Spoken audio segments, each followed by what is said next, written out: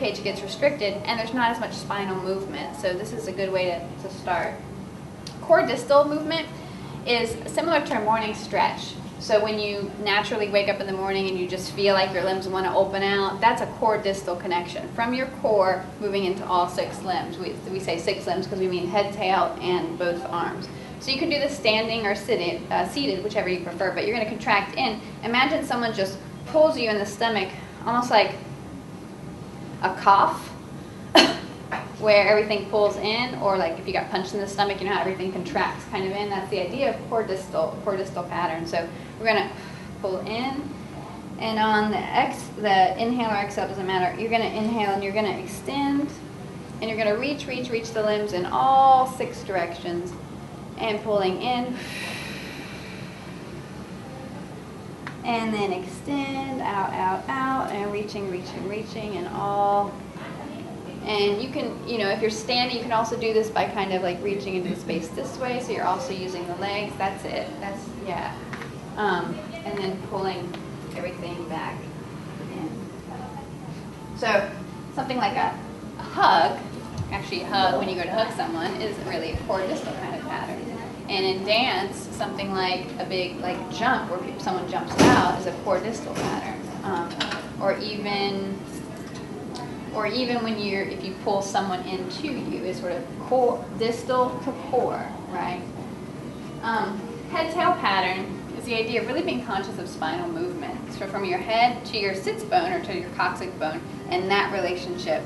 So when you think of a cat is a really good image to think of how the spine moves, the way that they arch and the way that they contract. It's gorgeous, right? It's so connected, it's so fluid. So we're going to try just here, like think of pulling your tail and your head together, and you're going to extend that out, and then you're going to take this into a little bit of an arch to where both ends are going to reach the opposite, and then pull that back, head to tail,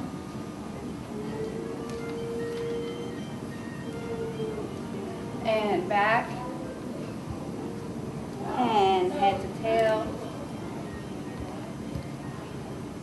and back to neutral. And of course you can do that standing as well. And then also now lateral. So you're going to think of both ends points of the spine meeting each other this way. So it's kind of like you're also thinking of lifting the hip a little bit, so that you have a lateral flexion going on in the spine.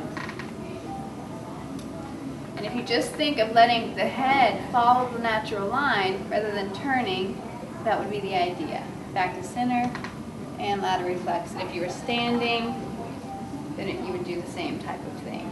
And you could stay with a bent knee because it helps you ground a little bit to feel the relationship of the head and the tail. Last one, rotation. So you're going to think of someone calling your name, and you say hello, and you reach over here into a nice rotation.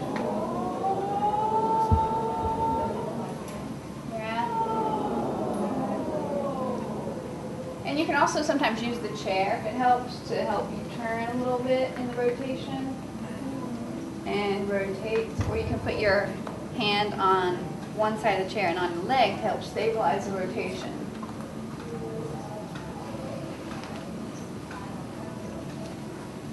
And of course, rotations are always common in dance, right? We're always having to return to a partner, we're turning partner around, any type of rotation. Sometimes we're having to rotate our torso, we spiral down to the floor, and these types of things. So rotation of the spine is really important in dance. It's an underlying pattern. But throughout your daily life, you dance, and you wave, and at any moment we could change this wave into a dance movement, right? Make this, this is just because we handshake, but now I'm going to make it a dance movement, right? Shake over there, right? So all of your daily life activities can be sort of translated into these dance sequences relatively easily. And these are all underlying patterns that exist from them. And a lot of times in our daily life, we don't do a lot of rotation in the spine. So rotation is really, really one of the most important things that you can do to keep the health of the spine happening. We do a lot of forward movement, bending and straightening and things like that. We sometimes do some lateral flexion, reaching, pick up something, lateral flexions kind of there. But we start limiting rotation. So just don't forget in terms of spinal health. That's really important. Upper lower has to do with the idea that if you draw a line here, you can ground in your lower body, and that allows your upper body to move, or you can ground in your upper body and let the lower body move. This is present in a dance movement and any type of jumping that might happen. So forward jump or jump side to side, you have to ground in the lower ground in the lower body to help propel the upper body through space. This is present in any kind of inversion. People who do gymnastics or anything like that are constantly having to ground in the upper body to throw their lower body into the space. So it's that kind of connection. Even something as simple as a walking idea, which is cross-lateral, has first to do with grounding the lower before you translate that to the upper body movement. So if you don't ground in the lower first, then you start moving out here somewhere, like trying to move your upper body first before your lower body is really not a part of it, right? So that's where you need to go back to kind of an upper-lower pattern. You can do it seated or stand. If you can stand, try standing with me first, and we'll do this. So first what you're going to do is you're just going to bend your knees. You're just going to drop your knees. And then you're just going to move your upper body however you want to. So you're grounding the lower body and moving the upper body on top.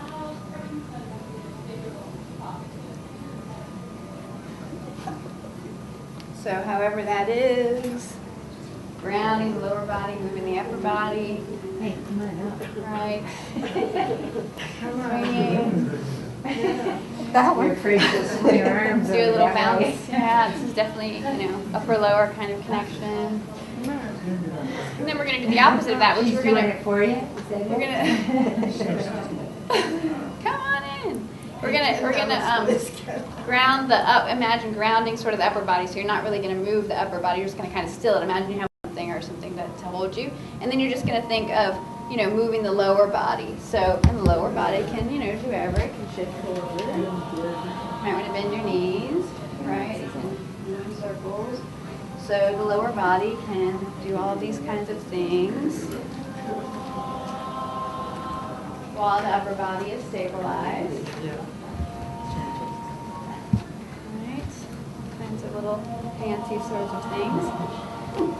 So that's upper lower, and then body half has to do with the idea that if you drew a line straight down here, you could separate the right and left halves, but they're completely dependent on each other. So let's ground with the left side. So you're just going to think of holding the left side kind of stable while you mobilize on the right side.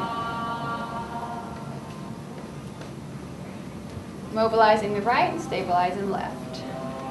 And so you are dancing essentially with your right side and stabilizing the left side. Good. Not so bad. And stabilize on the right side. And dance with your left side. Right. Stabilizing. This could also be a little bit of travel here, right? You're stabilizing still kind of on the right side while mobilizing the left side.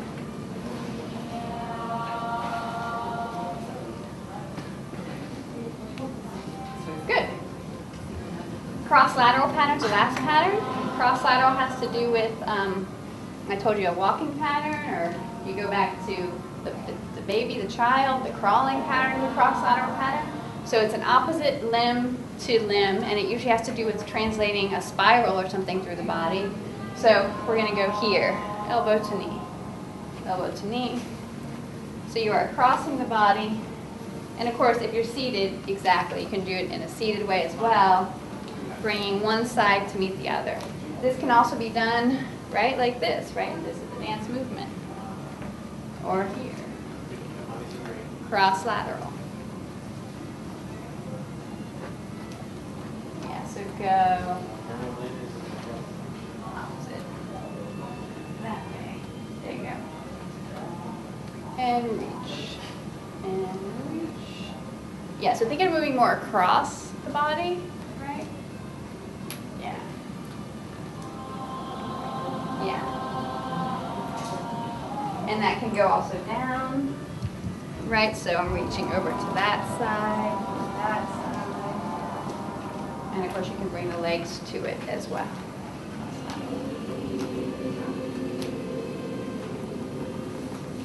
Questions?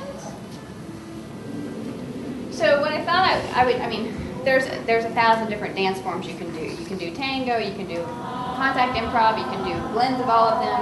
The important thing is that it's movement, and it's finding the movement flow and the connectivity of what you feel is enjoyable to you. So if you start playing around with some of these patterns and you really like the core distal pattern and you think, well, how could I do this in different directions? How could I, pull this in a little more, just find what's enjoyable to you, Cross-lateral pattern is constant in any kind of, all these back and forth types of things. And one thing that they found in terms of dance is because we always go in all kinds of directions and we go backwards, that it also helps Parkinson's dysfunction in terms of being able to catch yourself walking backwards a little bit better and increasing also your gait speed and rate. Body half, the right to left connection actually becomes a dance turn. So opening one side of the body and closing another side to it is really just a turn. So for dancers, that's really what that pattern underlies. So I think that because I know I have a limited amount of time today, I didn't know whether I should teach you a dance that's, a dance that you have to memorize, or should I give you the patterns? Because the patterns, you can just be creative with the different kinds of patterns. You can do it in a chair, and so hopefully you saw some ideas about, stabling the upper body and what happens in the lower, But I'd like to be able to do some more research on trying a specific kind of dance and seeing a specific kind of dance program and seeing, what are all the benefits. I'm hoping to talk to Dr. Ramos a little bit more about that. So, any other questions about? She has one. Yeah. Well, what you said about dancing is patterns, and that helps you a lot. I think square dancing also. Yeah. There's a lot of patterns, Right. and you have to memorize them. I think that would Right. be excellent for Parkinson's Right. people. Yeah, and that was actually, I was really close to doing it. Well, because also we don't have enough room in here to do really too much dancing, but I was really thinking about doing a folk dance with you. And folk dance is great. She mentioned square dancing because it's like if you think about the Virginia reel, 1 and 2 and 3 and bow, and 1 and 2 and 3 and bow, and then right elbow circle, left elbow circle, all those types of things are gonna pick up a lot of these patterns and these ideas. It has the interaction with the partner. It's fun. You get the a lot of times it requires some kind of skipping or bouncing, so that's the upper lower pattern. So you've got that kind of thing happening. So yeah, absolutely. Yeah, I think that's a great one. Yeah, Folk dancing. you have to really remember those patterns. And you have to pay attention.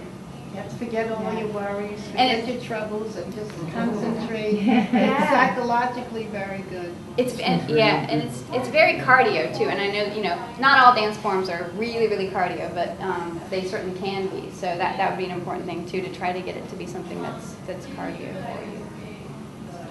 Thanks, you guys. Thank you.